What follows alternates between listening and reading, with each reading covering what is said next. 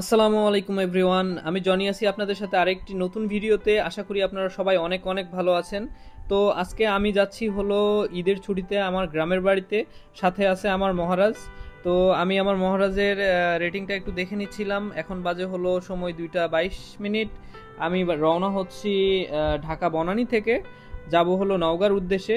তো এই পুরো ভ্রমণে আমার ভ্রমণ সঙ্গী আমার ছোট ভাই থাকবে। তো সবাই আমাদের জন্য দোয়া করবেন যাতে আমরা সঠিকভাবে বাড়ি পর্যন্ত পৌঁছাতে পারি। তো আমি একটু ফুয়েল নিয়ে নিলাম, কারণ গাড়ির ট্যাঙ্কে ফুয়েল ফুল থাকা উচিত। এবং আমি ইতিমধ্যেই টঙ্গীতে চলে আসছি। এখান থেকে আমি রাকিবকে পিক করব। রাকিবকে পিক করে আমাদের যাত্রা শুরু হবে নওগাঁর উদ্দেশ্যে। তো এখান থেকে আমরা দেখতে পাচ্ছি যে রাস্তায় প্রচুর পরিমাণে জ্যাম। তো এই পুরো ভ্রমণের এক্সপিরিয়েন্সটা নিতে অবশ্যই অবশ্যই আমাদের সাথেই থাকুন।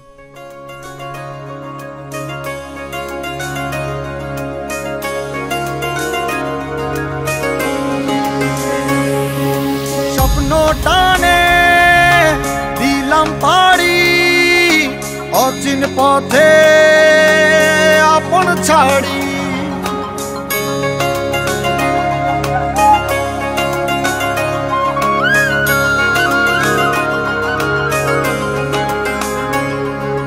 স্বপ্ন টানে দিলাম পাড়ি, অচিন পথে আপন ছাড়ি। পেছন ফেলে উঠান বাড়ি, প্রিয় মুখার স্মৃতির সারি। মন বলে চল ফিরে আবার, স্বপ্ন যাবে বাড়ি আমার। মন বলে চল ফিরে আবার, স্বপ্ন যাবে বাড়ি আমার।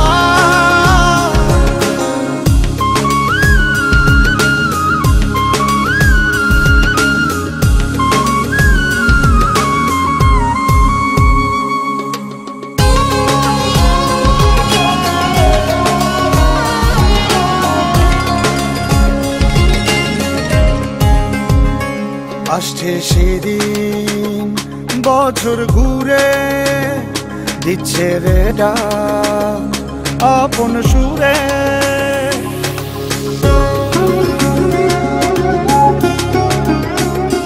আসছে সেদিন বছর ঘুরে, দিচ্ছে রে ডাক আপন সুরে।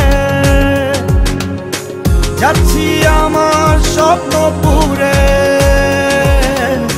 চেনা পথের বহু দূরে। এই তো সময় ফিরে আসার, স্বপ্ন যাবে বাড়ি আমার। এই তো সময় ফিরে আসার, স্বপ্ন যাবে বাড়ি আমার।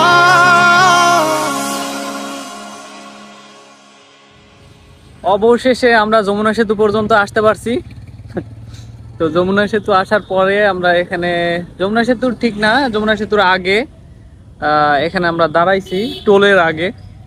তো এখানে দাঁড়ায় আবার একটু ব্রেক নিই, কারণ সুন্দর জায়গা, এই জায়গাতে কিছু ফটোশুট না করলেই না।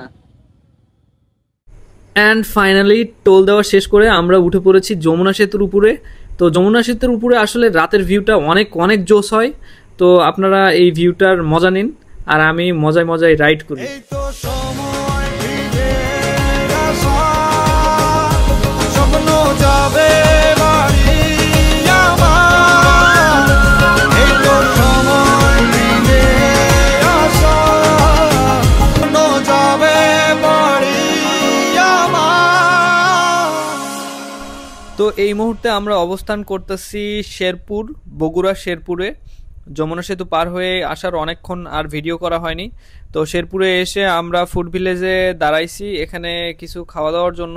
প্রচুর ক্ষুধা লাগছে, তো এখানে কিছু খাইতে হবে। তো আমি আর রাকিব ঘুরে ঘুরে দেখতেছিলাম যে আসলে কোথায় কি অ্যাভেলেবেল আছে। তো চলুন দেখা যাক কি খাওয়া যায়।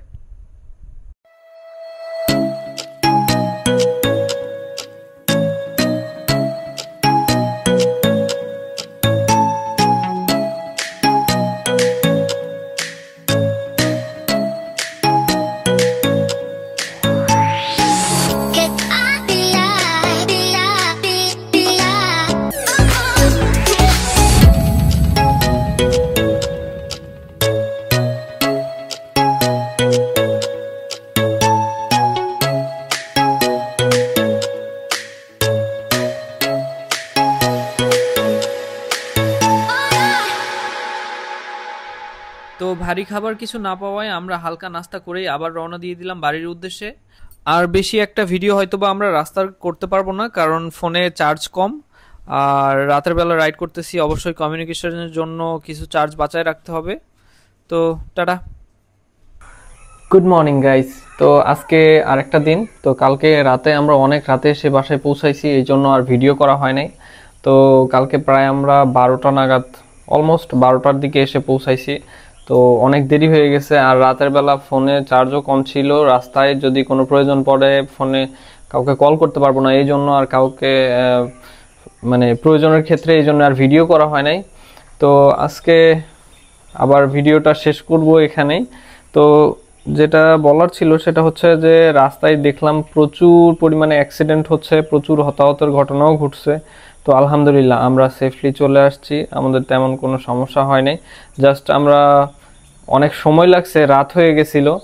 তো এই তো আলহামদুলিল্লাহ আমরা ঠিকমতো পৌঁছাইতে পারছি, এটার জন্য আলহামদুলিল্লাহ।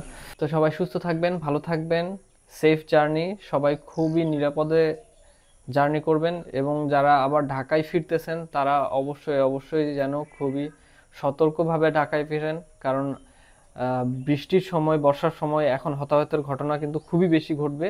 তো সবাই সেফলি যাতে বাসায় পৌঁছান সেই জিনিসটা নিশ্চিত করবেন।